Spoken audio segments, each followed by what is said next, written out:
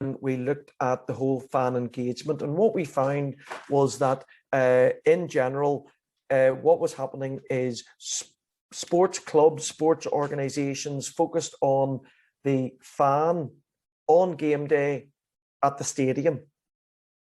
And it was all about at that stadium, so tailgate parties, fan zones, food and beverage.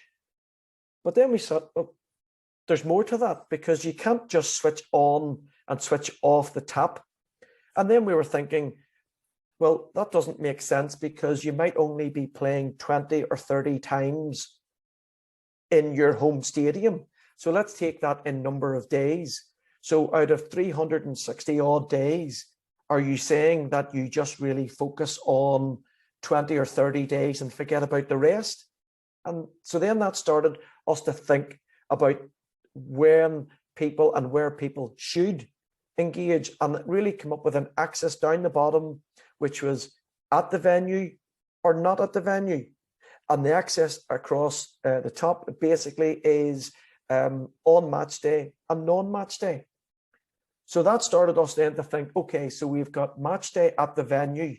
So what are we doing in fan engagement in that? And that's where the heritage and history has been. Then we thought about, so that's fan zones, tailgate parties, food and beverage at the venue, all of that. Then we thought, well, what about match day when you're not at the venue or the stadium? So that was all about then live streaming of games, behind the scenes content on game day. So all of that area, what is people doing to engage fans then? Then we looked at, well, what if there is no game on? So it's non-match day, but you're at the stadium. So that then we started to think, well, that's all about museum tours. That's all about stadium tours. And I've been to Barcelona Football Club. They do that really well. When there's no match, they make money when there's no match at the venue. But the one that people, I think, missed out the most, and what our model also highlights, is non-match day and not at the stadium, not at the venue. And for us, that's all about a deep relationship in the community. So that might be organizing a 12, 14, 20-week coaching program. That might be doing an educational program. That might be bringing a player out to some location and doing PR activity, a whole range of activities. So this quadrant started to come together, and that then people started to get it. They started to say, yeah, we're really focusing on game day at the venue, but there are these other quadrants. And now what's happening, a lot of academic people have taken this model on, and then what they have done is they then be able to explain to the students where and what fan engagement you should be doing.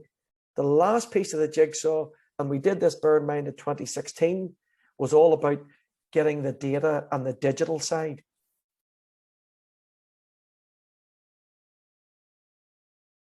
I do think people are starting to see that it's a 365 with the fans. You know, you just can't turn the tap on and off.